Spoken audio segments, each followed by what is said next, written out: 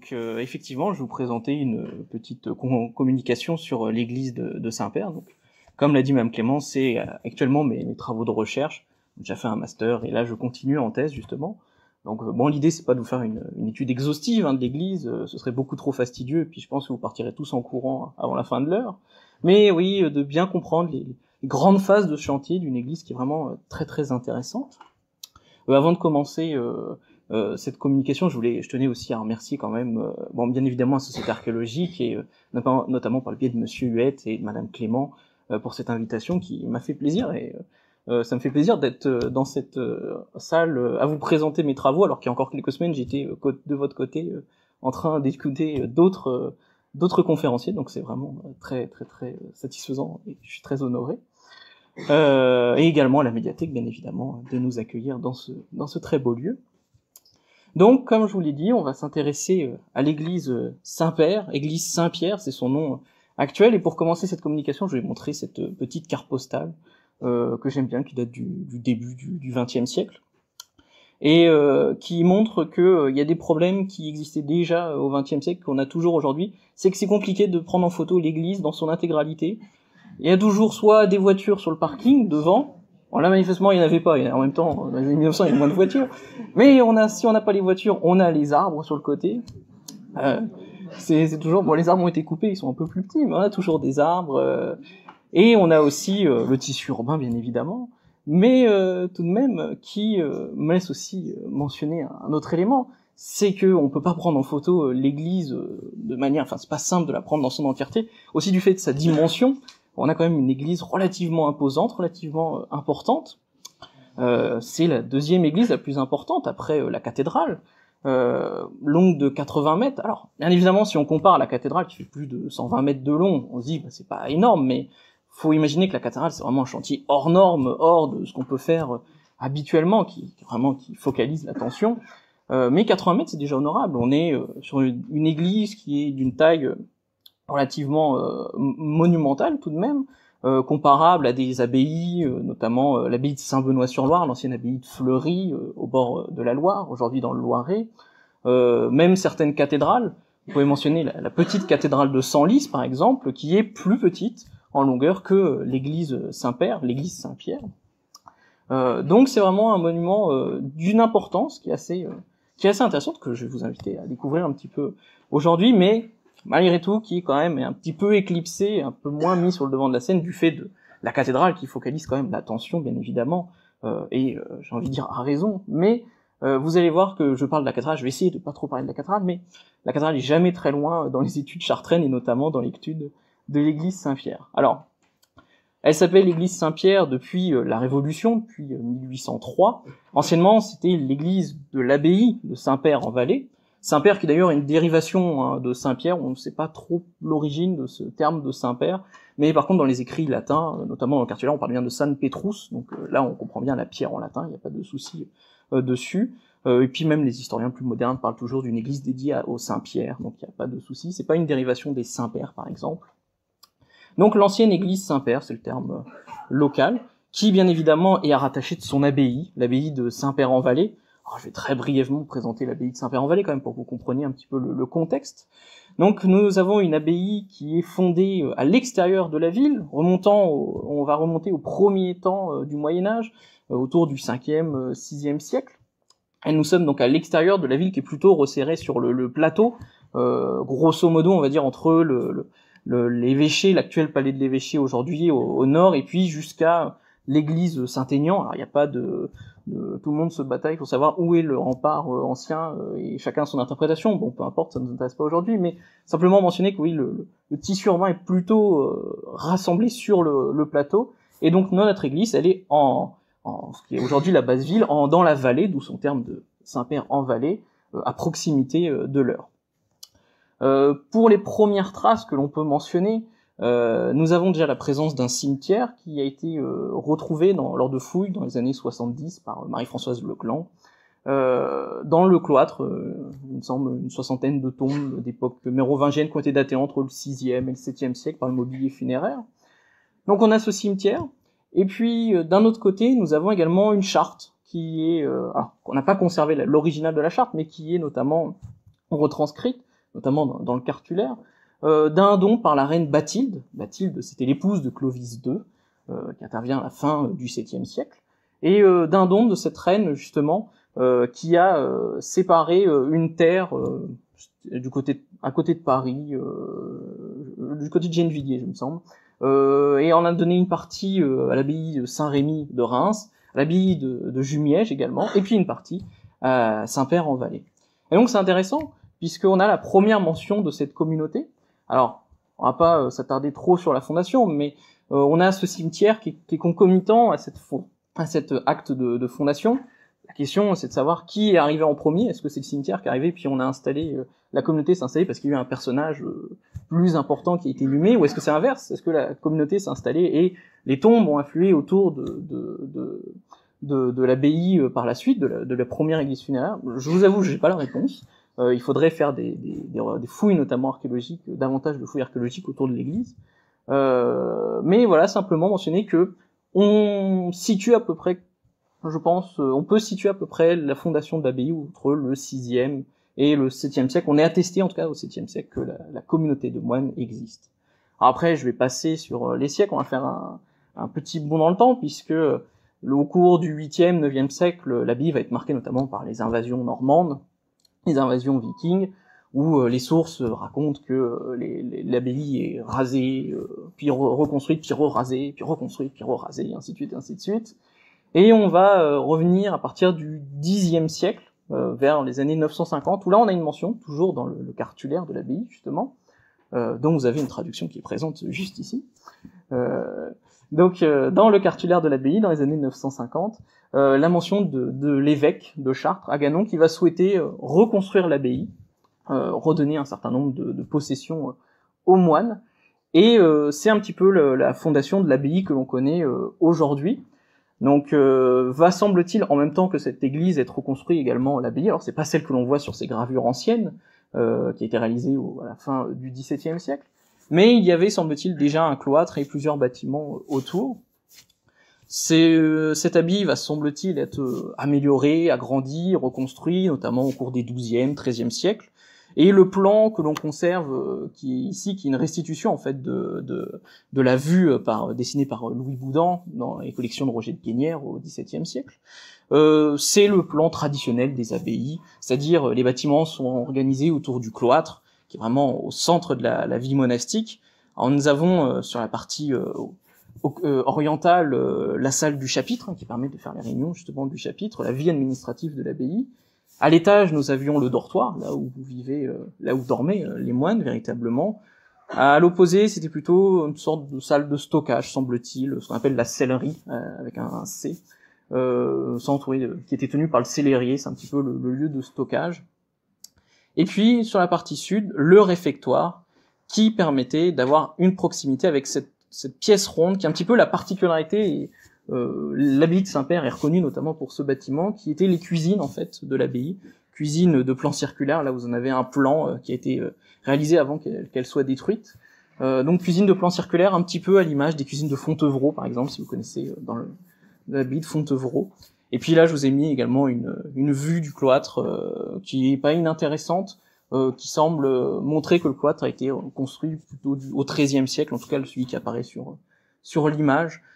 Et notamment mentionné, vous reviendrez, vous verrez, je vous ferai un clin d'œil quand on en reparlera, de ce motif d'arcature en forme de demi-quadrilobe, c'est-à-dire que là on a un quadrilobe, un 4 feuilles ou un trèfle, avec 4 lobes de chaque côté, et puis là il est coupé en deux, donc ça fait un demi-quadrilobe qui est typique du XIIIe siècle. Et donc le dernier bras de notre cloître, la dernière galerie de notre cloître était bien évidemment bordée par notre église, l'église qui nous intéresse aujourd'hui dans le cadre de cette communication. Alors il faut savoir que pour étudier l'église, on a assez peu de sources. On a bien évidemment le cartulaire que j'ai déjà mentionné, notamment on a le moine Paul au XIe siècle qui va compiler les anciennes sources, et puis après il va être perpétué, et puis on en a une traduction qui a été faite par Arlette Boué récemment, en 2014. Mais le cartulaire s'attache plutôt à la vie de l'abbaye et aux possessions administratives, on va dire. C'est vrai que ça documente pas vraiment le chantier de l'église. On a d'autres histoires, par exemple par des historiens plus récents, comme un moine à l'époque, à la même époque que ces dessins, quand les moines mauristes en fait vont investir le lieu et créer la fameuse réforme des moines mauristes, où ils réforment tout un tas d'abbayes, qui va justement reprendre un certain nombre de documents anciens et écrire l'histoire de l'abbaye, mais c'est une histoire qui a quand même déjà quelques siècles de décalage par rapport à la vérité des sources. Et puis le moine Dom Aubert, il s'appelait Dom Aubert, il n'était pas très attaché à l'architecture. Pareil, lui, ce qui intéressait plutôt, c'était les grandes heures de l'abbaye, et notamment les relations avec les différents personnages. Mais quand même, on peut retirer quelques informations de ces sources. Mais vous voyez, ça n'a pas une documentation précise sur le chantier. Donc le deuxième élément qui peut nous intéresser pour revenir à cette histoire de l'église, c'est de plutôt étudier l'architecture, les formes, et de rapprocher, c'est un petit peu ce que je vais vous présenter aujourd'hui, par rapport à d'autres monuments qui sont plus documentés, mieux documentés. Et notamment pour cela, il a été réalisé 2 scanners laser qui ont été effectués. Un premier par la direction de l'archéologie en 2014, c'était un étudiant qui avait justement, c'était son projet de faire le scan de l'intérieur de l'église, c'est le scan que vous avez en haut à gauche. Donc si vous voulez, c'est un petit peu comme si on avait fait un moulage dans l'intérieur de l'église, et ça permet d'avoir des éléments très précis, très détaillés. Et le deuxième élément, puisque là on n'avait que l'intérieur, du coup que ce sorte de coquille un petit peu de l'intérieur. Donc dans le cadre de mes études, dans le cadre de mes travaux en thèse, nous avons fait le scan de l'extérieur. Donc c'est celui qui est en bas à droite, donc par la plateforme de notre laboratoire. Alors attention écoutez bien, attention, je prends ma respiration. Donc moi je suis doctorant au sein de Sorbonne Université.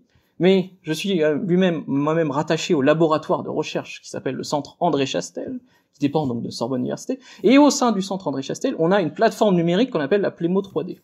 Donc voilà, c'est le scan de la Plémo 3D, et donc qui est réalisé donc au sein de mon laboratoire. Et ça permet en fait, donc voilà, c'était une petite illustration du scan. Vous voyez, c'est cette petite machine qui projette plein de points, si vous voulez, et un petit peu comme un effet sonar. Ça permet quand les points reviennent dans le miroir de la machine, et ben en fonction de la distance qu'a parcouru les points, ça permet d'avoir des emplacements plus ou moins précis. Donc là, on a l'image de droite qui en fait est énormément, on le voit un petit peu, mais c'est plein de points. Pour l'intérieur, il y avait eu 1,5 milliard de points qui avaient été faits. Donc, faut dire que la machine a pointé 1,5 milliard de fois.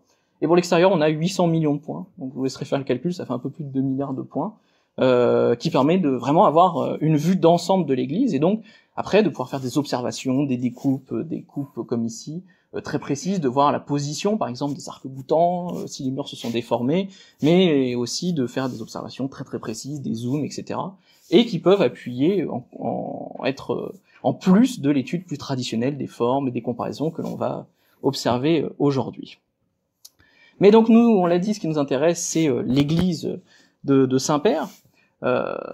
J'ai marqué un chantier au long cours, vous allez voir pourquoi, puisqu'en fait cette église, on a près de 200 ans, et un chantier, c'est pas un vrai chantier, c'est plus une phase successive de plusieurs chantiers. Mais avant, je vais quand même vous présenter un petit peu l'édifice. Donc c'est un édifice, je vous l'ai dit, d'une longueur de 80 mètres à peu près de long. Ce qui est intéressant, c'est qu'on peut découper l'édifice en 2 parties. Nous avons d'abord la partie occidentale qu'on appelle la nef, qui est celle par laquelle on entre de manière générale dans l'église. Donc là, la nef ici est décomposée de 6 travées, elle s'arrête pile au milieu ici. Et puis nous avons ensuite la partie orientale qu'on appelle le chœur, le chœur architectural, qui est à peu près de la même longueur que la nef. Donc on a à peu près une répartition d'égal à égal. Ce qui est intéressant, c'est que nous avons aussi les mêmes proportions. Nous avons une église qui est composée de 3 vaisseaux. Donc nous avons le vaisseau principal, qui est ce qu'on appelle des fois aussi par terme un peu abusif la nef, à proprement parler, mais non, la nef c'est bien la partie occidentale.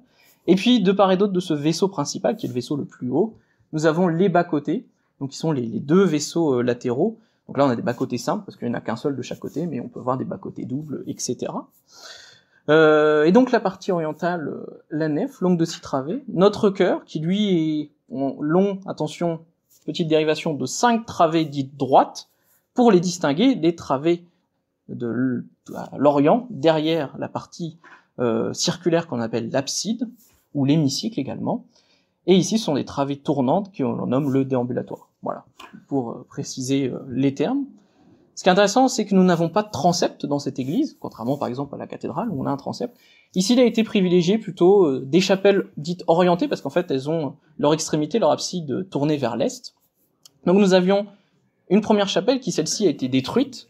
On peut la voir si vous allez sur la place Saint-Père. On a les fondations qui sont mises au jour aujourd'hui. Elle a été dédiée à Saint-Étienne, cette chapelle. Ensuite, nous avons une deuxième chapelle, qui aujourd'hui sert de sacristie d'ailleurs, qui est plutôt d'époque moderne, celle-ci, mais qui semble hériter d'une chapelle plus ancienne, ou peut-être qui reprendrait, selon les sources, notamment selon le moine d'Aumobert, un clocher fort ancien, selon ces termes. Donc peut-être qu'il y avait un clocher ici initialement. Après, nous avons ce qu'on appelle 3 chapelles rayonnantes, puisqu'en fait, elles sont dérivées du rayon de l'abside, qui sont pratiquement toutes identiques, c'est-à-dire semi-circulaires à l'intérieur et à 3 pans à l'extérieur, sauf la chapelle de l'axe, la chapelle axiale, qui elle est circulaire également à l'extérieur, dédiée cette chapelle à la Vierge depuis son origine. Les 2 autres chapelles rayonnantes aujourd'hui, il me semble, sont dédiées à Saint Joseph et Sainte Anne, mais ça a énormément changé. Celle-ci anciennement, par exemple, était dédiée à Saint Nicolas. Anciennement, les titulatures ont beaucoup changé au cours des siècles dans les chapelles. Et puis sur le flanc sud, nous avons 2 autres chapelles qui font face aux chapelles nord. D'abord une chapelle qui anciennement était dédiée à Saint Laurent jusqu'à la Révolution, aujourd'hui qui est dédiée à Saint Gilles d'Huin, il me semble. Et puis une autre chapelle dédiée au Sacré-Cœur, c'est-à-dire à l'Eucharistie, et qui aujourd'hui est dédiée à Sainte Soline, qui est liée également attachée à l'histoire de l'abbaye. Donc c'est intéressant, une église sans transept, mais quand même avec ces chapelles orientées, qui rappellent un certain nombre d'édifices du XIIe, comme par exemple la cathédrale de Sens, par exemple, avec ses chapelles également orientées. On peut aussi remarquer que le chevet, le déambulatoire, a 3 chapelles rayonnantes. Ça peut rappeler des chantiers comme la cathédrale de Chartres. On se souvient, dans la nef, dans la crypte de la cathédrale, vous avez un petit peu la trace, le négatif de l'ancienne église, celle qui avait été levée par Fulbert au début du XIe siècle. Nous avions 3 chapelles comme ça, assez profondes, rayonnantes, et c'est un petit peu un écho, si vous voulez, de ce chantier. Donc voici ce que ça donne une fois qu'on a réalisé les différentes strates, et là ça nous permet d'aborder la question des différents chantiers.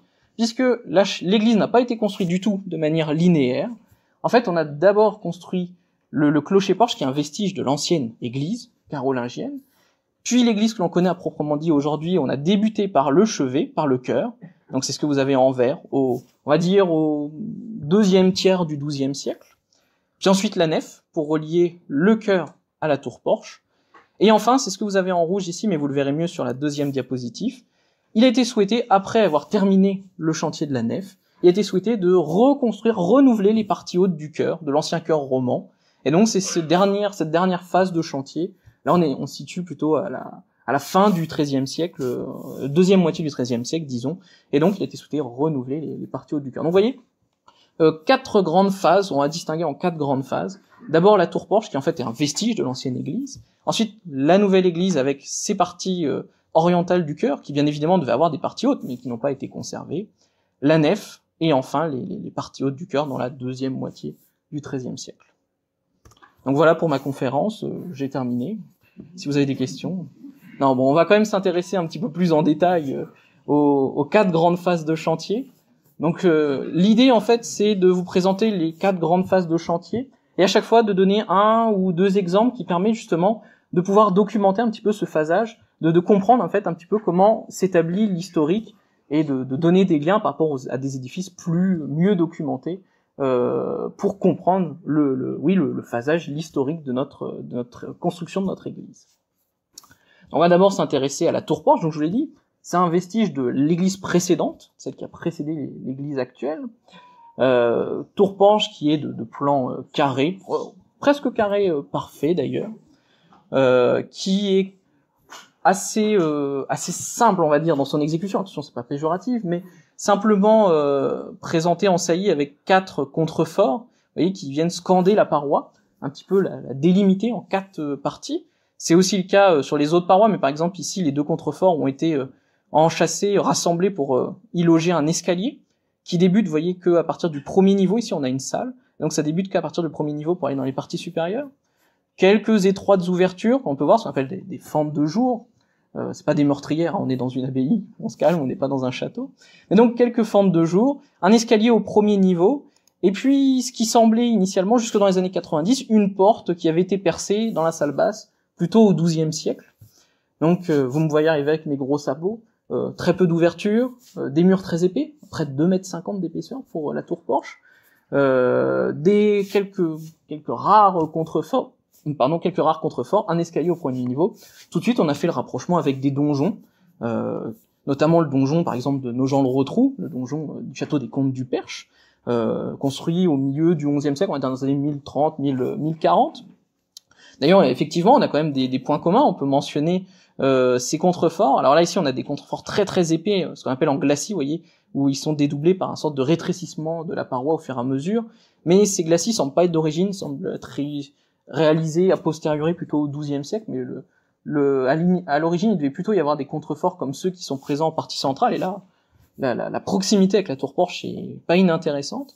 Donc, on avait rattaché cette tour porche à un projet potentiel de fortification de l'abbaye.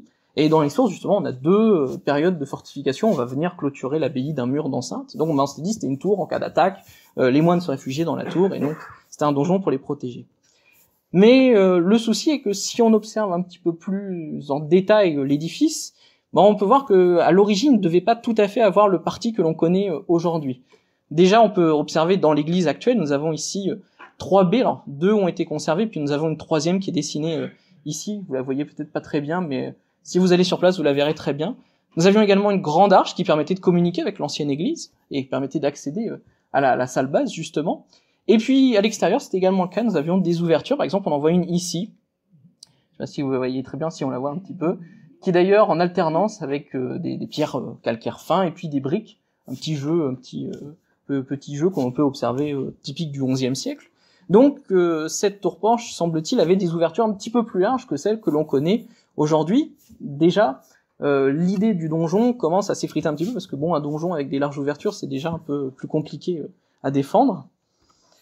Et puis, l'autre grande découverte qui est intervenue sur le clocher-porche, c'est la découverte, en fait, derrière la fameuse porte que l'on datait du XIIe par le décor des chapiteaux, je m'attarde pas, c'est cette arche qui présente qu'en fait, finalement, il y avait déjà une ouverture dès l'origine, dès la construction de la tour porche, qui permettait d'accéder à la salle basse, et ensuite qui permettait d'accéder à l'ancienne église carolingienne. Donc là, l'idée du donjon est un petit peu, pour moi, on s'éloigne un petit peu de l'idée du donjon. Alors cette arcade, très rapidement, je peux quand même vous parler un petit peu du décor, donc ce qu'on appelle les claveaux, qui sont ces pierres en partie centrale, là, ici. Il n'y a pas un programme iconographique précis, c'est plus des décorations.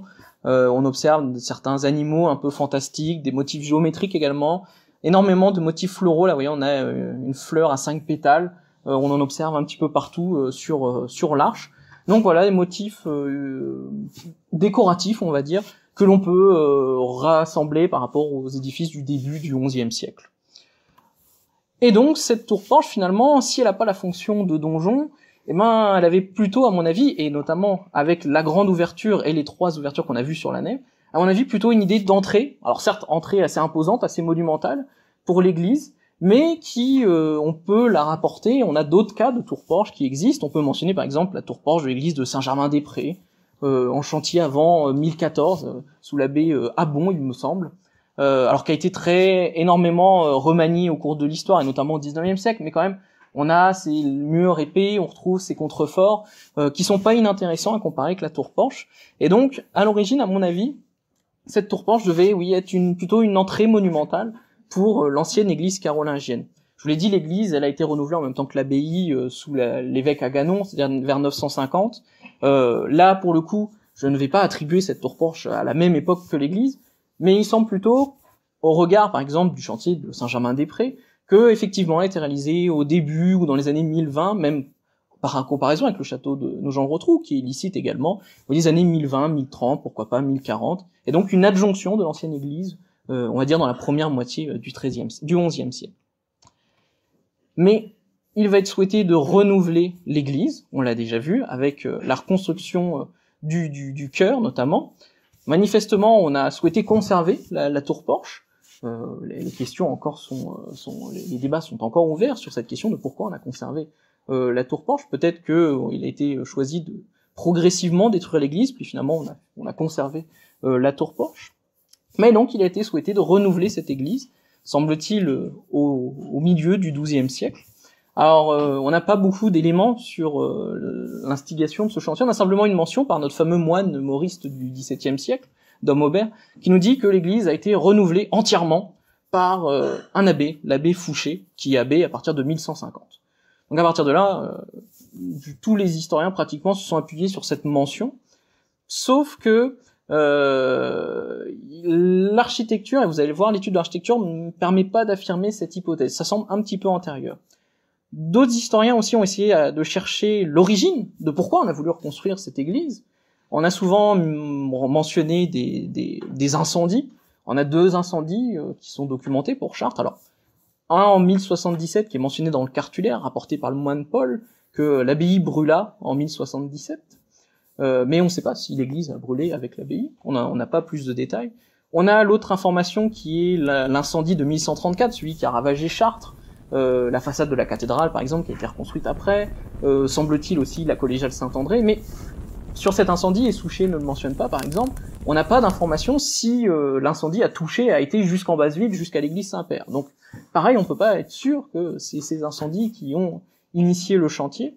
Et puis, probablement, et c'est mon hypothèse plus personnelle, semble-t-il que peut-être ça n'a pas été un incendie qui a été à l'initiative de cette reconstruction, peut-être qu'on a souhaité, à un moment donné, renouveler l'église pour une raison particulière, peut-être pour un besoin d'avoir une église plus grande, pourquoi pas pour les moines. Mais donc, à mon avis, ces histoires d'incendie, on va s'écarter un petit peu de ces histoires et étudier un petit peu plus en détail le chantier de construction et cette architecture. Alors, ce qui est intéressant, c'est que déjà, on peut mentionner un édifice relativement spacieux, tout de même. On l'a dit, hop là, j'étais en arrière, on l'a dit de 5 travées droites et puis un déambulatoire, à chapelle rayonnante assez profonde, qui peut faire écho à des chantiers comme l'ancienne cathédrale construite sous Fulbert. On peut aussi mentionner que c'est un édifice dont les bas-côtés étaient entièrement voûtés. Ils sont voûtés d'arêtes, c'est-à-dire, vous connaissez sûrement la voûte sur croisée d'ogive, typique du gothique. La voûte d'arête, c'est un petit peu le même principe, sauf que c'est apparu avant. Et en fait, simplement, au lieu d'avoir une nervure qui permet de solidifier la voûte, on a une simple arête qui permet justement d'effectuer les croisées de chaque voûte. Donc on a un voûtement d'arête qui est typique des édifices de la fin du XIe et du début du XIIe siècle. Et puis, pour les chapelles, l'utilisation, pour le coup, là, de la voûte sur croisée d'ogive, ou du moins de la voûte, on va dire, nervurée, avec de la présence d'ogive, mais simplement réservée pour l'abside de chaque chapelle. On l'observe ici à la chapelle Sainte-Anne, donc la chapelle rayonnante sud. On l'observe également ici pour la chapelle de la Vierge, la chapelle d'Axe, la chapelle axiale.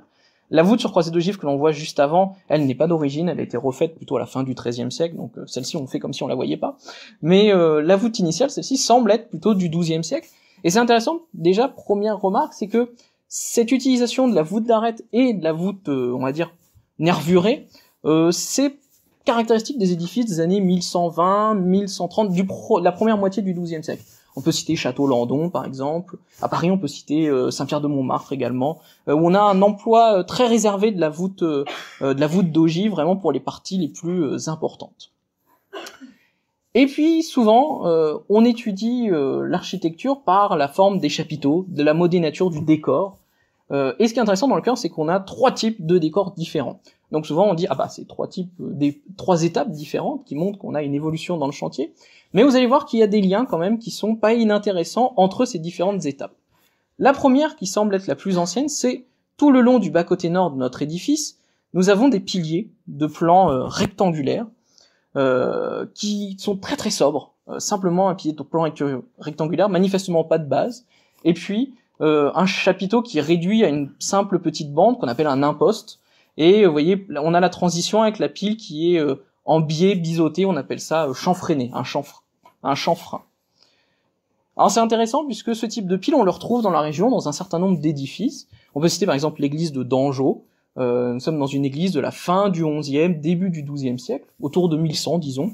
Et vous voyez, on retrouve ce même principe avec simplement l'imposte pour les piles et vraiment une architecture assez sobre qui est caractéristique de ces édifices de la fin du XIe, début du XIIe. Donc on pourrait attribuer ce bas-côté nord à cette période. Peut-être qu'on a commencé justement par construire le bas-côté nord pour renouveler cet édifice. Ensuite, le deuxième élément de décor que l'on observe dans le chœur, c'est tous les supports du vaisseau principal. qui est composé, là pour le coup c'est un peu plus complexe, c'est réalisé ce qu'on appelle un pilier composé, puisqu'en fait il est composé de plusieurs éléments. Alors on a la base qui elle est de plans carrés, on la voit très bien là ici, et puis nous avons de part et d'autre sur chaque face de ce plan carré des colonnes dites engagées parce qu'elles sont dans la maçonnerie, qui arrivent à la réception de chaque voûte. Alors on a la réception des arcs des grandes arcades du vaisseau principal, la réception ici des arcs de la voûte du bas-côté, on appelle ces arcs les arcs doubleaux, puisqu'ils doublent la voûte. Et donc on a un pilier pour chaque élément structurel. Le décor des chapiteaux, donc la partie supérieure, il est relativement simple. Nous avons ce qu'on appelle, vous voyez, ces formes demi-circulaires, enfin qui sont presque semi-circulaires d'ailleurs, qu'on appelle des festons, c'est le terme technique. Et puis, entre ces deux festons viennent se loger ce petit élément qui est plus conique, si vous voulez, qui est un petit peu en saillie conique, que l'on appelle le gaudron. Et c'est intéressant parce que le chapiteau à gaudron, on le retrouve partout dans l'église, on le retrouve ici dans le déambulatoire. Vous voyez, là ici on n'a plus vraiment de feston, mais on a encore le feston, mais vous voyez qui est gaudronné, ce qui nous donne un chapiteau à gaudron. Et c'est dérivé, là ici on a des tout petits gaudrons, vous les voyez peut-être pas, mais je vous en montrerai d'autres. Et on en trouve également dans la chapelle axiale. Donc pour les historiens, le vaisseau principal et la chapelle axiale ont été construits en même temps, ça leur semble logique, et effectivement ça paraît logique par le décor de la mode des natures. Là, vous voyez ici, on en voit ici très bien, des chapiteaux à gaudron. Et ce qui est intéressant, c'est que ces chapiteaux à gaudron ont une origine anglaise. Les premières occurrences semblent apparaître en Angleterre, à la cathédrale de Durham par exemple, au XIe siècle, à la tour de Londres aussi. Et puis, bien évidemment, l'Angleterre était également liée au duché de Normandie, à la fin depuis 1066, à la fin du XIe siècle. Et donc, on va retrouver ce motif dans les églises normandes. On peut citer, par exemple, l'abbaye de Lessay, ici. Et l'hypothèse qui va être souvent mentionnée, c'est si on a des chapiteaux à gaudron à Saint-Père, c'est qu'on a un architecte qui est d'origine anglaise ou normande, et qu'en fait, c'est une influence directe de la Normandie. Je serai un peu plus nuancé sur ces propos, dans le sens où déjà nos chapiteaux à gaudron sont quand même un petit peu différents, mais là c'est un jugement, on va dire, plus vraiment qualitatif, c'est pas vraiment un jugement très très intéressant, mais vous voyez, qui joue un peu plus sur les courbes, on l'observe très bien sur celui-ci par rapport aux chapiteaux de la fin du XIe, début du XIIe, et puis également mentionner que le chapiteau à gaudron va avoir vraiment une diffusion partout, en dehors de la Normandie, tout au long du XIIe siècle. On peut mentionner des chantiers dans la région de Compiègne, par exemple, qui est pas tout à fait à côté de la Normandie. À Paris également, on en trouve à Saint-Martin-des-Champs. Et puis on en trouve également dans la région. On peut mentionner donc dans la région de l'ancien diocèse de Chartres. On peut en mentionner dans la nef de Saint-André de Chartres, par exemple. Alors qui sont assez rustiques, je dois l'admettre. Peut-être qu'ils sont antérieurs de ceux de notre église. On peut aussi mentionner ceux de l'église de Saint-Arnaud-en-Yvelines, qui aujourd'hui c'est plus en Eure-et-Loire, mais c'était dans l'ancien diocèse de Chartres.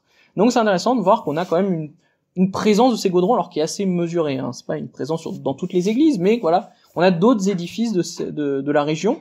Et Saint-Arnaud-en-Yvelines, par exemple, lui est traditionnellement daté du deuxième quart plutôt du XIIe siècle. Et on retrouve toujours ces chapiteaux un petit peu plus archaïques, vous voyez, plus géométriques par rapport à ceux de Saint-Père, ce qui laisse quand même supposer que les gaudrons de Saint-Père sont antérieurs de ceux de Saint-Arnaud-en-Yvelines, par exemple. Et enfin, le troisième élément de décor qui nous intéresse, c'est celui des chapelles rayonnantes, qui là, du coup, on n'a plus du tout de gaudron dans nos chapelles rayonnantes et latérales, mais on a des chapiteaux dits feuillagés, à feuillage, et notamment ici, feuilles lisses, parce que elles ont un profil tout à fait lisse, et ici, des feuilles plutôt d'acanthe, qui rappellent un peu les chapiteaux antiques, on parle de chapiteaux corinthisans. Et c'est intéressant parce que ces types de chapiteaux, on les observe sur un chantier voisin, celui de la façade de la cathédrale, qui est en chantier notamment au milieu du XIIe siècle, on va dire à partir de 1100, peut-être même 1135, avant l'incendie, le fameux incendie de 1134, ou du moins peu de temps après. Et donc, vous voyez, on retrouve des motifs, par exemple, là, ici, on a le motif à feuilles lisses sur la tour nord, qui a été assez bien documenté, d'ailleurs, récemment par une étude. Vous voyez, là, je vous ai mis les deux chapiteaux en face à face. Et donc, c'est intéressant de voir qu'on a ces liens avec le chantier, notamment, de la tour nord, qui est traditionnellement daté dans les années 1130, 1140. Et ça peut faire écho à nos chapiteaux gaudrons, que moi, je situais également dans ces mêmes années. Donc, peut-être qu'on a un renouvellement des parties basses du chœur dans ces années, justement, 1130, 1140. Et vous voyez, c'est par ces comparaisons comme ceci, au fur et à mesure, qu'on permet d'avoir des dates relativement intéressantes, relativement précises aussi, pour donner un phasage de nos parties basses de notre chœur. Et puis on a d'autres éléments, alors je m'attarde pas parce que le temps nous presse, mais on a d'autres éléments en lien également avec la façade de la cathédrale, comme vous voyez ce petit motif de bâton brisé, puisqu'en fait c'est comme si on avait un bâton qu'on avait brisé, qu'on trouve là juste sous le tore de l'arc, qu'on retrouve également dans la chapelle axiale, vous voyez juste ici. Donc vous voyez, c'est par ces petits détails qu'on peut observer des liens, des parenteries entre les différents édifices.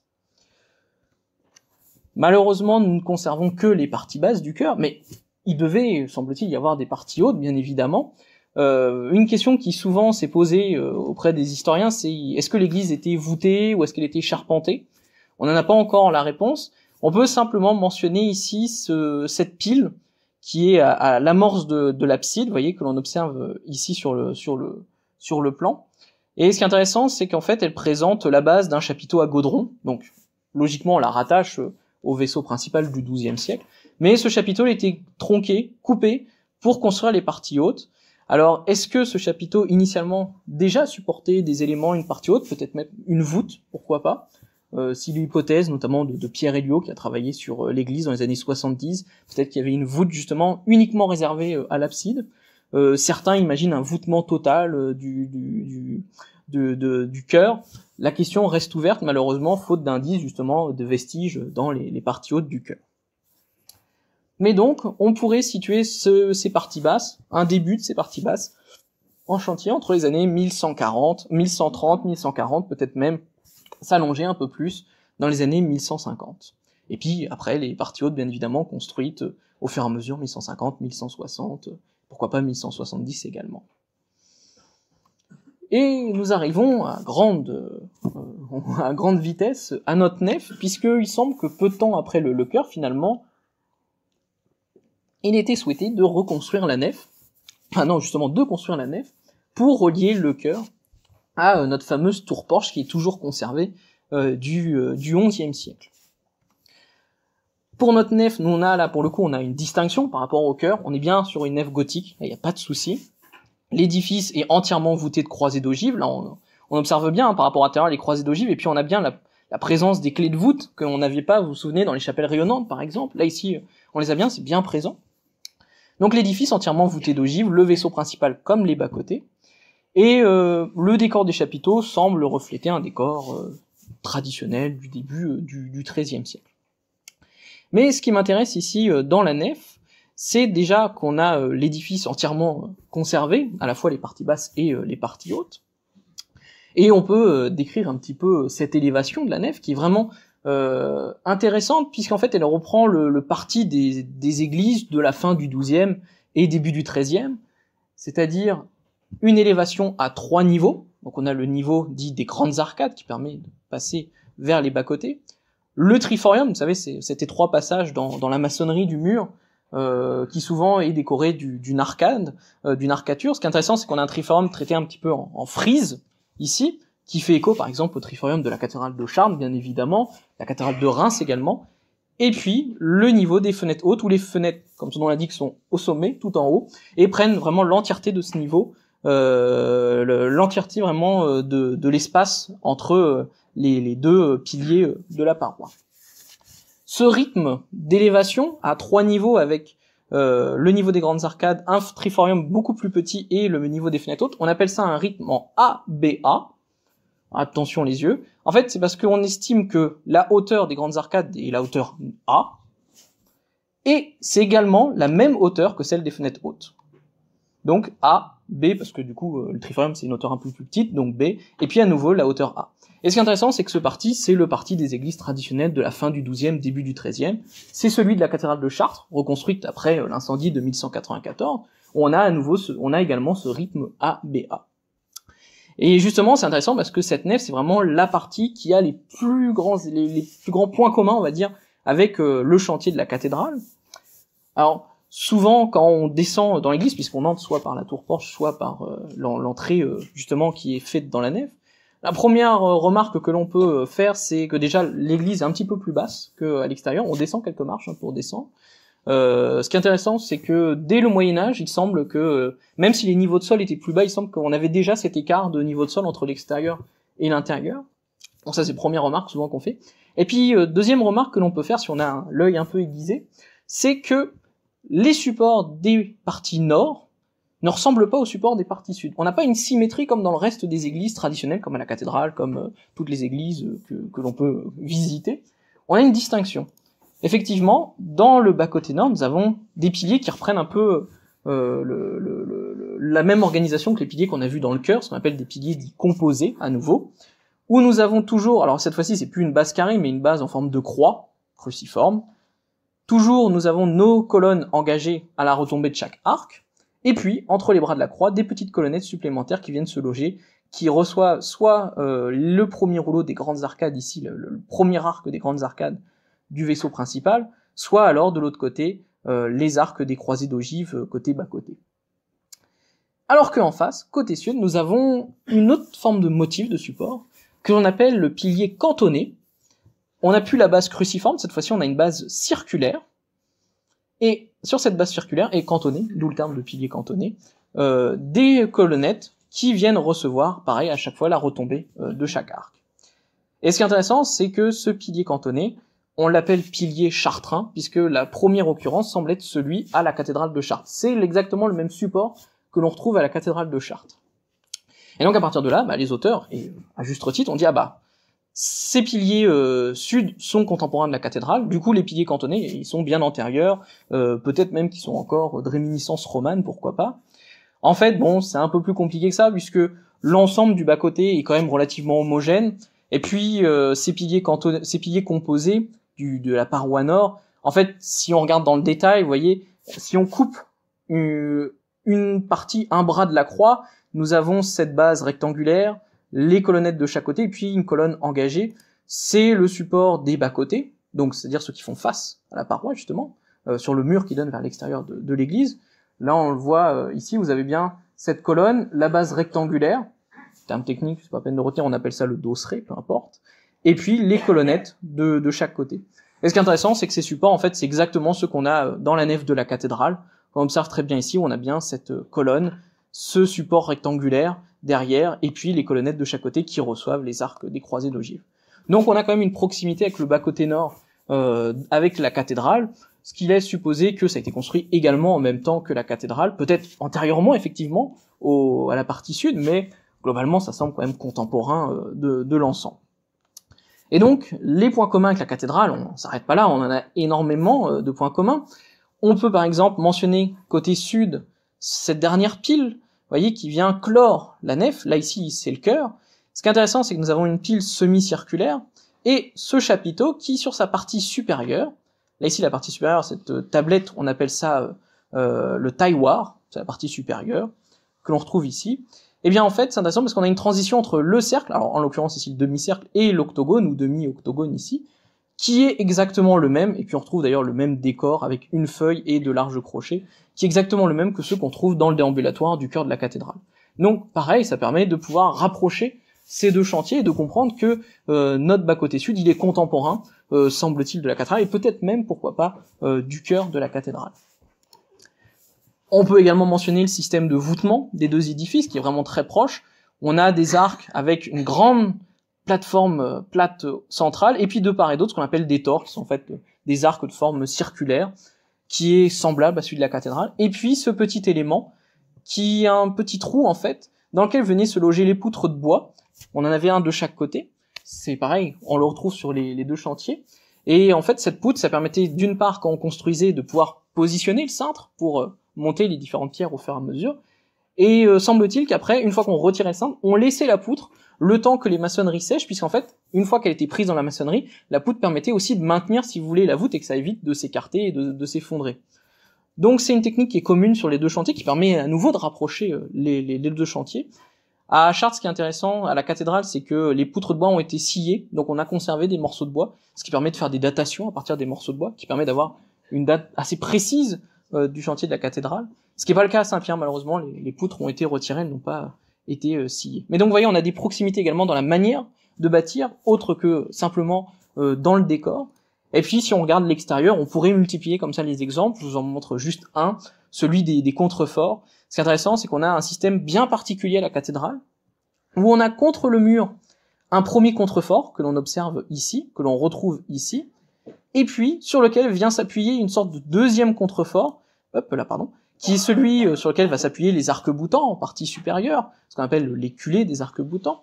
Et vous voyez, on retrouve ces deux contreforts dédoublés également dans l'église Saint-Père, dans le bas-côté nord d'ailleurs de l'église Saint-Père. Et on retrouve ce parti du contrefort dit à glacis, c'est-à-dire qu'on a un rétrécissement du contrefort en hauteur par une pente, un petit peu comme une sorte de pente de toit, si vous voulez, de biais, qui permet de réduire comme ça dans la hauteur le contrefort. Et donc là, on a vraiment des points communs. Alors bien évidemment, à Saint-Père, c'est plus petit, c'est plus restreint, mais la dimension de l'édifice n'est pas la même. Hein. Le bas-côté est beaucoup moins élancé que celui de la cathédrale, mais vous voyez, on a quand même une reprise du même principe constructif dans ces deux chantiers.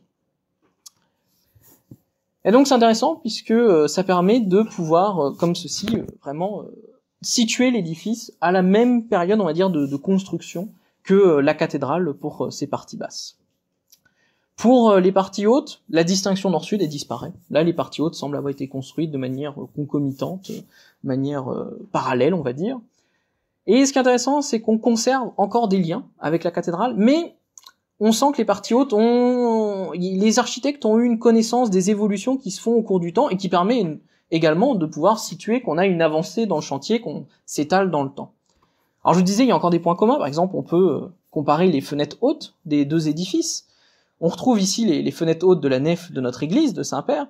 Ce qui est intéressant, c'est qu'on a le motif à deux lancettes avec un très large oculus, donc le cercle, qui est quand même assez proche de celui des ouvertures, des travées droites du chœur de la cathédrale. Par contre, à la cathédrale, nous avons un arc en plein cintre. Là, ici, il est légèrement brisé. Bon, on a une petite distinction, mais malgré tout, l'arc reprend quand même plus ou moins la forme de l'arc en plein cintre. Et puis, grosse différence, c'est qu'ici, nous avons encore énormément de portions de maçonnerie. Vous voyez, là, on a ici, c'est plein. On a plusieurs portions de maçonnerie.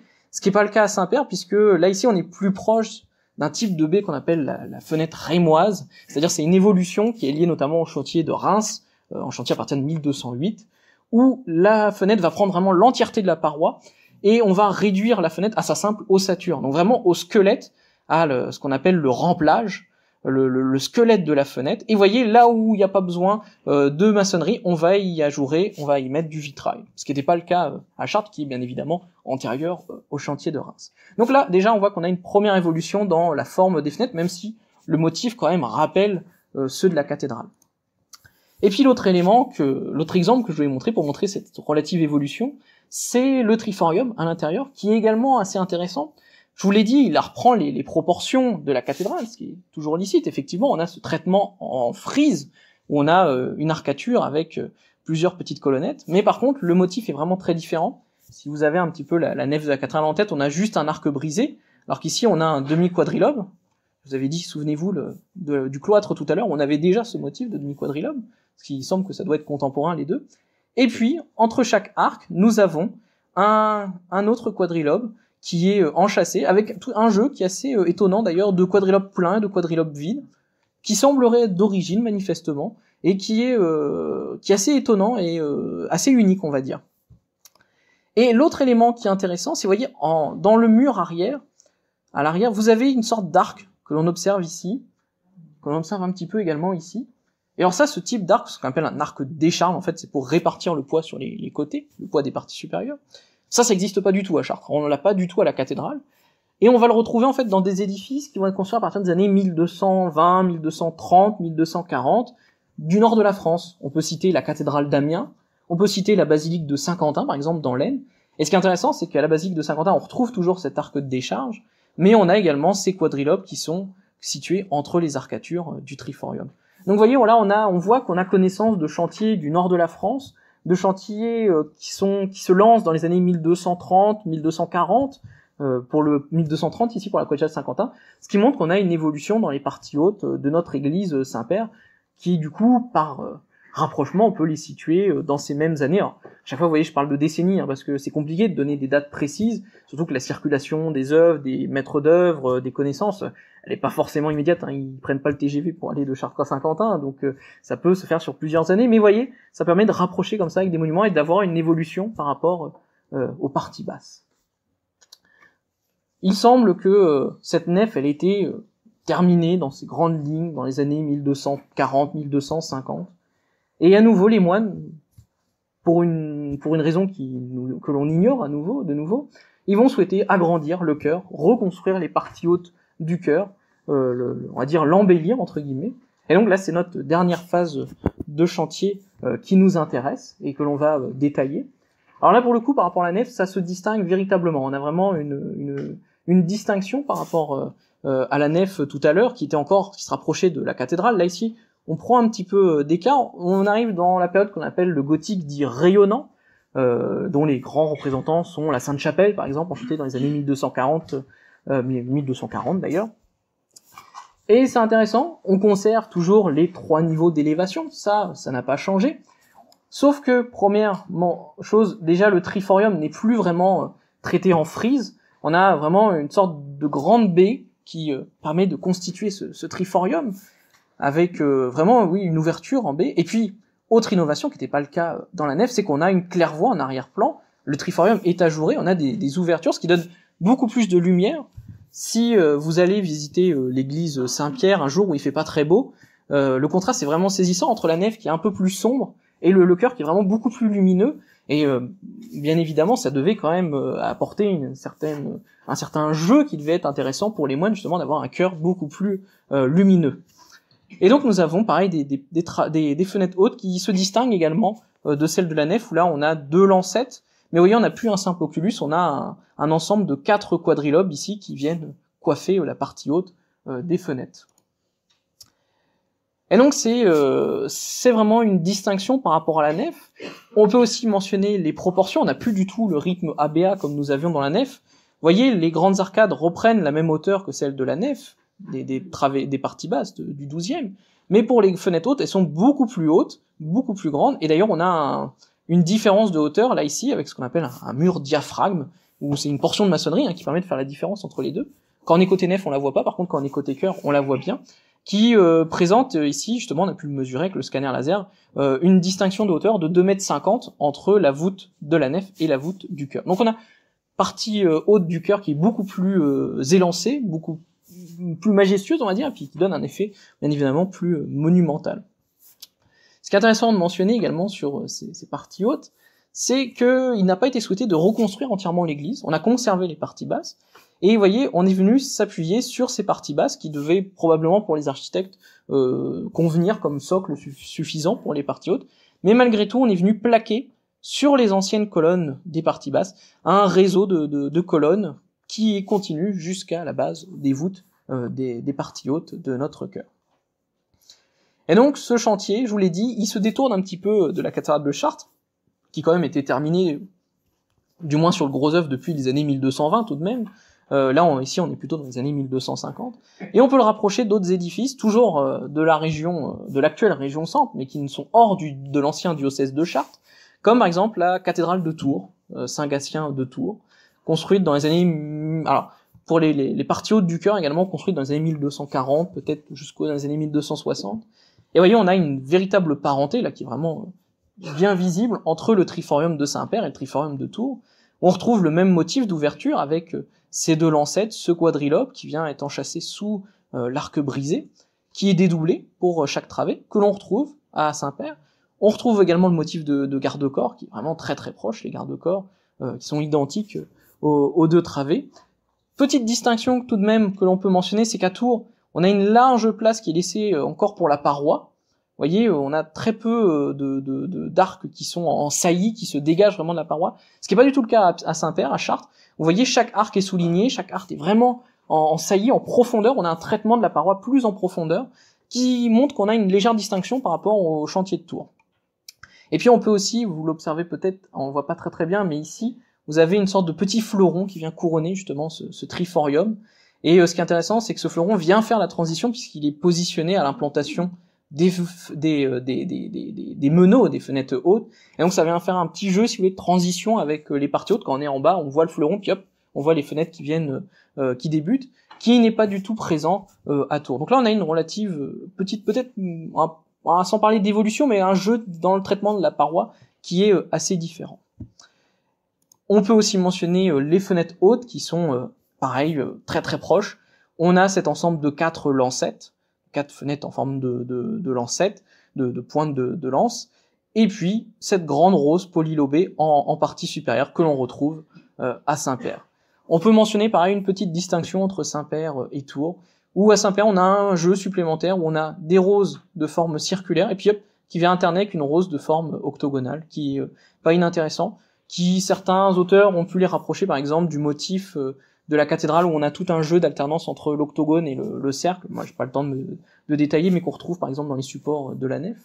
Peut-être un rappel lointain, peu importe. Mais on a quand même une forme des fenêtres qui est globalement très très proche. Par contre, nous avons des supports qui permettent de supporter les voûtes, que l'on observe ici, qui se distinguent. À Tours, nous avons ce qu'on appelle un faisceau de colonnettes, un ensemble de colonnettes, où on a plusieurs colonnettes, avec une colonnette qui reçoit chaque voûte. Là où à Saint-Père, on a un ensemble de petites colonnettes qui sont pas profilées de manière circulaire, qui sont plutôt profilées en pointe, et puis une grande sorte de pilastre, si vous voulez, en partie centrale, qui est beaucoup plus plat, qui n'est pas présent à Tours, et qui permet de recevoir l'arc doubleau. Vous vous souvenez, l'arc doubleau qui souligne la voûte. Donc là, on a une distinction dans les supports. Mais on a quand même un dernier élément commun, et j'arrêterai après ma comparaison avec Tours, qui est pas inintéressant, c'est la forme des chapiteaux. Vous vous souvenez, on avait dit, les historiens aiment bien comparer par rapport aux chapiteaux. Et là, on a une mode commune. Alors, l'exécution des chapiteaux est assez différente, mais on a une mode commune du chapiteau dit sans tailloir. En fait, le chapiteau, vous vous souvenez, on a le chapiteau avec le fût, et puis vous aviez cette plateforme là un peu plate qu'on avait vue dans la nef tout à l'heure, là qui a disparu. En fait, c'est comme si les feuilles sortaient directement du fût de la colonnette, et c'est ce que l'on retrouve ici à Tours, dans le Triforium notamment. Ce qui montre bien, on a une proximité, et ce qui est intéressant, c'est que cette mode des chapiteaux sans tailloir, elle est vraiment assez circoncise, on va dire, aux années 1250, 1260, on va pas la retrouver beaucoup après, on va pas la trouver beaucoup avant. Donc, mis à part cette distinction entre les supports, on a quand même une grande proximité avec le chantier de Tours, ce qui nous laisse supposer qu'on a deux chantiers concomitants, ou du moins l'un précédant l'autre de peu. Pareil, les historiens sont pas d'accord. Certains pensent que c'est Saint-Père qui est antérieur, d'autres pensent que c'est Tours. Peut-être par ce jeu de la plastique supplémentaire, peut-être que Saint-Père serait un petit peu, on va dire, plus récent par rapport à Tours. Mais le débat reste levé. Disons qu'on est dans les mêmes décennies, les années 1250, 1260 pour les deux édifices. Et donc pour notre histoire de support, là il faut se référer à un autre chantier qui peut nous intéresser. C'est le chantier de la cathédrale d'Évreux.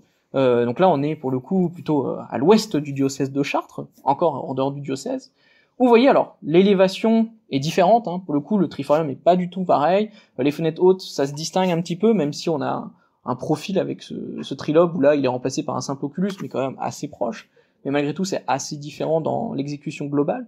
Par contre on retrouve ces supports avec ce gros pilastre en partie centrale que nous avions observé tout à l'heure. Je vais vous mettre un zoom juste ici, voilà. Que l'on observe ici, vous voyez, que l'on retrouve à Évreux, et puis ces colonnettes qui sont profilées un peu en pointe, on dit en amande, que nous avons également à Saint-Pierre. Et enfin, dernier élément, que je vous avais déjà mentionné pour Tours, on en retrouve à nouveau cette mode du chapiteau sans tailloir, qui sort directement du fût, vous voyez, où on a les feuilles qui sont vraiment, qui s'élargissent, et qui sortent du fût sans la plateforme supérieure du chapiteau. Qui montre bien qu'on a aussi un lien avec la cathédrale d'Évreux, et ce qui est intéressant, c'est que la cathédrale d'Évreux est également chantée dans les années 1250, peut-être un petit peu avant, 1240, 1250, et qui va s'étaler jusqu'aux années 1260. Donc vous voyez, avec ces exemples comme ça, on peut réussir à attribuer des comparaisons, des liens entre les différents édifices, qui peuvent s'expliquer soit par les maîtres d'œuvre, qui peuvent avoir observé certains chantiers, les circulations des dessins également. Ça peut être aussi des références plus explicites, notamment à l'église mère, par exemple, à la cathédrale, qui n'est pas à négliger non plus. Vous voyez, tout un tas d'arguments possibles, mais en tout cas, tous ces points communs qui permettent de pouvoir avoir un phasage et de comprendre un petit peu l'histoire de notre édifice. Alors après le chantier des parties hautes du chœur, il va pas y avoir de grands travaux dans l'église. Je vais simplement vous mentionner assez rapidement, simplement vous mentionner qu'il semble que les charpentes aient été renouvelées à cette époque, peu de temps après la construction des parties hautes du chœur. Cet ensemble de charpentes que l'on pourrait dater de la fin du XIIIe, début du XIVe. Malheureusement, les charpentes sont beaucoup remaniées aujourd'hui. Il y a des éléments qui sont pas d'origine, mais il semble que les pièces d'origine soient tout de même de cette époque, de la fin du XIIIe, début du XIVe, ce qui fait qu'à Chartres, nous avons des charpentes médiévales, alors que jusqu'encore dans les années 90, on pensait qu'elles étaient de l'époque Renaissance, et en fait non, il semblerait qu'elles soient médiévales. Mais mis à part la reprise des charpentes, il va pas y avoir de grands chantiers dans l'église. On peut quand même mentionner à la Renaissance un réaménagement du chœur, où on va avoir la construction du fameux jubé, que l'on peut. Vous avez des plaques d'ailleurs dans l'église qui représentent ces grands panneaux sculptés du jubé de l'église qui va être réalisé dans les années 1520-1540 par François Marchand d'ailleurs, qui avait également travaillé autour du chœur de la cathédrale, et ça fait la transition avec la prochaine conférence. Donc voilà, un réaménagement à l'époque Renaissance, mais globalement, mis à part des restaurations, des travaux d'entretien, l'église que l'on connaît aujourd'hui, finalement, est quand même globalement issue de l'époque médiévale et va pas avoir de grands changements. On va avoir quelques adjonctions de chapelles de temps en temps, à l'époque moderne. Plus récemment aussi, on a une nouvelle sacristie qui va être construite dans les années 1840 également, mais à l'extérieur de l'église. Mais mis à part ça, vraiment, l'église que l'on connaît aujourd'hui, que l'on peut visiter, globalement, c'est l'église du Moyen-Âge, avec ces 4 grandes phases de chantier. Et donc, je voulais terminer cette petite communication sur cette carte postale, que j'aime bien. J'ai commencé avec une carte postale, je finis avec une carte postale. Et j'aime bien cette carte postale puisqu'on voit l'église Saint-Père dans son entièreté, et puis en arrière-plan la cathédrale, qui nous montre bien, d'ailleurs un petit peu effacée dans l'ombre, qui montre bien que finalement quand on étudie Saint-Père, on a beau essayer de se distinguer de la cathédrale, finalement elle est jamais très loin, et on a quand même un lien entre les deux édifices qui est vraiment très intéressant, et qui montre qu'on a quand même deux édifices, alors on pourrait presque dire cousins ou frères et sœurs, mais enfin on a un regard par rapport à l'église mère qui est pas inintéressant dans ce contexte qui est la ville de Chartres. Voilà, j'ai terminé ma communication. Je vous remercie de votre attention.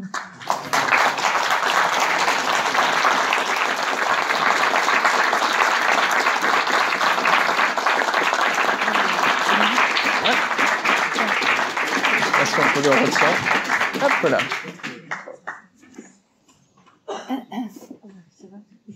Ah, voilà, ça sera plus simple. Eh bien, merci beaucoup, Quentin, pour cette extrême précision.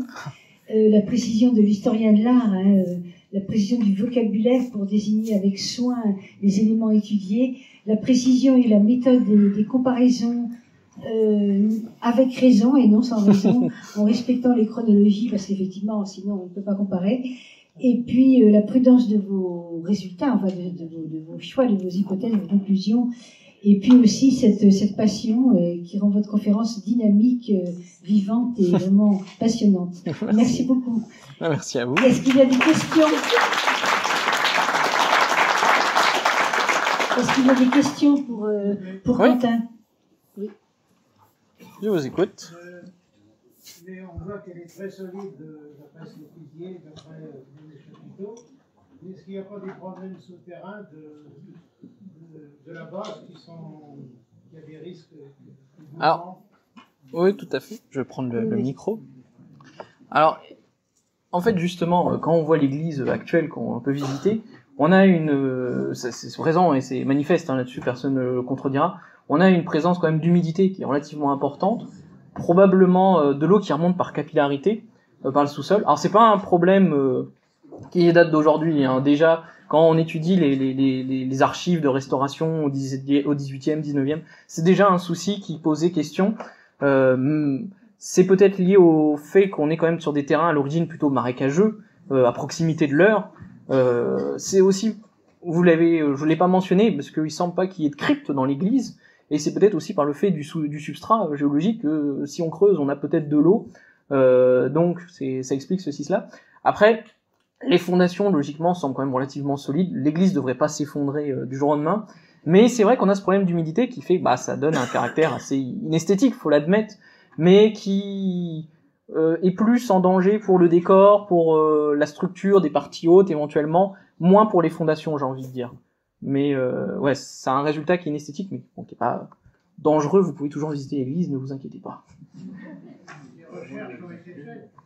Il y avait eu des sondages qui ont été faits, il y a eu tout un tas de solutions qui a été apportées, des solutions de maçonnerie en béton au début des années 20, 30, je me souviens, ou au sortir de la guerre également.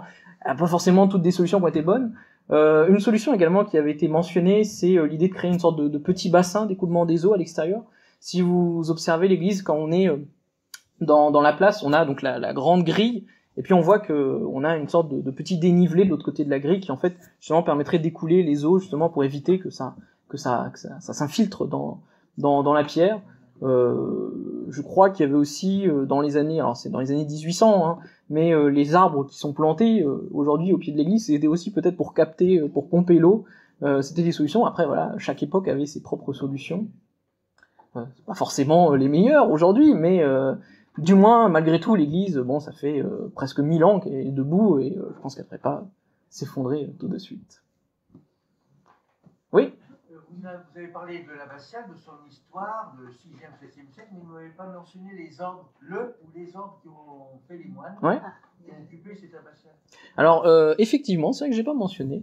Donc, on a un ordre traditionnel bénédictin pour l'abbaye de Saint-Père, qui, on a dit, la fondation monastique semble fondée au 6e, 7e siècle, mais l'ordre monastique qui va investir les lieux de l'abbaye semble plutôt apparaître à l'époque de l'évêque Aganon, justement au Xe siècle, justement en suivant les bénédictins. En fait, c'était des anciens moines qui, entre autres, provenaient soit de l'abbaye de Fleury, au bord de la Loire.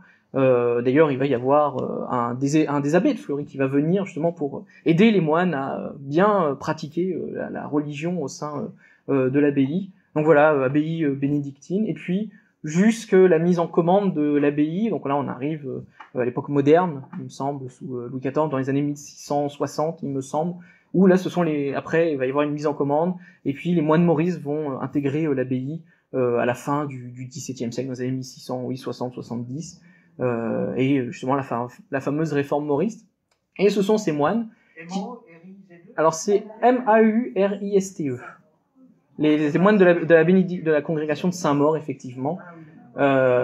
Et ce sont ces moines qui vont détruire l'abbaye médiévale pour construire les fameux bâtiments que l'on observe aujourd'hui au lycée Marceau, qui sont datables du XVIIIe siècle, du début du XVIIIe siècle. Oui. Oui, vous avez signalé que cette église était sans transept. Il y a cependant sur la droite, côté abbaye, une petite chapelle qui fait, sur le plan en tout cas, office de transept. Elle est complète. De l'autre côté, il y a un mur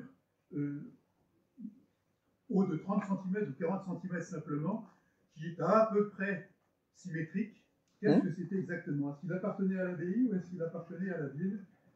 C'était un édifice qui sont... à l'extérieur de l'église. Oui. Mais justement, c'était le mur de la chapelle qui faisait face de l'autre côté. Je vais vous remettre le plan. Hop. Tac, tac. Je vais vous la remettre juste ici. Hop là. En fait, c'est ce plan ici, et qui constitue effectivement une ancienne chapelle. Alors cette chapelle, elle a été détruite, c'est vrai que je l'ai pas mentionné par manque de temps, mais elle va être détruite à l'époque des fameux moines mauristes, justement, dans les années 1660. Ils avaient jugé que les maçonneries de la chapelle n'étaient plus convenables, et donc ils avaient déplacé les reliques de cette chapelle pour les déplacer. Mais au Moyen-Âge, effectivement, cette chapelle existait bel et bien, et faisait le pendant de l'autre côté, à l'autre chapelle orientée, qui donne ce semblant, effectivement, de transept. Et les deux chapelles devaient communiquer. On a une série d'arcs d'ouverture que l'on peut observer sur le bas-côté nord, si vous avez l'église, qui devait permettre de communiquer justement avec cette chapelle, chapelle Saint-Étienne. Malgré son exiguïté, il semblerait qu'il y ait une tribune. Sur cette chapelle? Sur cette chapelle, puisque les colonnes dans le fond sont beaucoup plus courtes que celles du haut. Et oui. Comme s'il y avait à cet endroit-là une tribune. Il y avait, en fait, cette chapelle, il semble qu'elle a été réalisée sur 2 niveaux, avec un niveau semi-enterré, en fait, et puis un niveau un petit peu plus haut. Ce qui expliquerait pourquoi, justement, on a cette hauteur des colonnes. Probablement, oui, effectivement, qu'on avait une chapelle sur 2 niveaux pour la chapelle Saint-Étienne. Je l'ai pas dit non plus dans la conférence pour pas compliquer les choses, mais peut-être également que cette chapelle, vous voyez, qui est un petit peu plus large dans son emprise que la chapelle Saint-Laurent, peut-être était héritée d'un ancien édifice plus ancien qui aurait pu être construit, peut-être notamment à l'époque carolingienne justement, et qu'on aurait reconstruit la chapelle. Par contre, les maçonneries que l'on voit aujourd'hui, qui sont visibles sur le parvis Saint-Pierre, eux pour le coup sont du XIIe siècle. Et ils suivent d'ailleurs tout à fait l'orientation de l'église, là-dessus il n'y a pas de souci, mais peut-être qu'effectivement ça reprendrait une ancienne chapelle plus ancienne, qui probablement était du coup sur 2 niveaux initialement.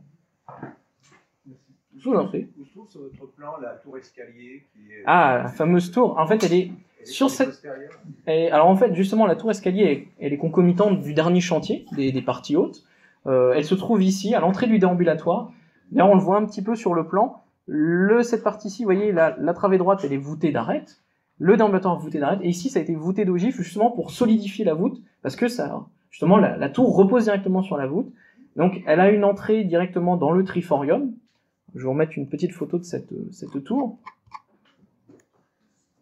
Qui est assez particulière, hein. C'est assez unique à Saint-Père, puisque, justement, elle prend pas appui au sol, elle prend appui directement au premier niveau. Là, on la voit très bien. Et donc on a un premier accès depuis le triforium, et puis ça permettait d'accéder aux combles, justement, aux parties hautes. Elle est postérieure ? Et pour moi, elle est contemporaine du chantier des parties hautes, notamment du fait que, dès l'origine, il semble que la baie qui était présente derrière a été... il y a un mur aujourd'hui, en fait, mais il semble que dès l'origine, en fait, elle a été prévue pour être murée. Peut-être qu'il y avait un décor qui simulait les fenêtres hautes à la place. Pour moi, elle est contemporaine du chantier de la fin du XIIIe siècle. Oui. Vous avez dit, je crois, que le jubé datait du début du XVIe. Oui, il me semble, c'est les années 1500. Et comment c'était avant? Alors le chœur était ouvert? Non, alors le chœur était déjà fermé, effectivement. Oui, c'est 1540, merci. Le jubé de Jean Marchand. Le chœur était déjà fermé. En fait, pour préciser un petit peu la vie dans l'abbaye, le chœur liturgique, c'est-à-dire ce qui correspond au vaisseau principal de l'église, du chœur. Hop, je vais vous remettre mon petit plan. Le voici. Donc, il faut imaginer qu'ici, tout au long, nous avions une clôture qui se terminait ici, à l'amorce entre la nef et le chœur, qui permettait déjà effectivement de fermer, puisque le chœur était réservé aux moines qui faisaient l'office dans cette partie clôturée, et la nef, elle était plutôt réservée aux fidèles. On avait un autel qui était mentionné justement, mais attention, pas pour la messe tous les jours. Les fidèles faisaient la messe dans l'église Saint-Hilaire, qui était sur la place Saint-Pierre, qui était l'église paroissiale du quartier, qui dépendait de l'abbaye, mais qui était l'église paroissiale. Et lors des grandes foires, des grandes fêtes traditionnelles, il y en avait 4, il me semble, notamment pour la fin du Moyen-Âge, il y en avait 4, ça avait été étudié par Claudine Billot. Le curé de Saint-Hilaire avait justement le droit de venir faire la messe le jour de la fête dans la nef de Saint-Père, ce qui pouvait quand même être assez gratifiant, j'ai envie de dire, pour le curé. Et donc non, justement, il y avait bien une distinction entre le chœur et la nef. La question, par contre, est-ce que le déambulatoire était fermé aux fidèles? Pas forcément. Puisque comme son nom l'indique, le déambulatoire ça sert à déambuler, mais ça pouvait peut-être permettre justement de pouvoir accéder aux différentes reliques dans les différentes chapelles. Donc celui-ci pour le coup ne devait probablement pas être fermé.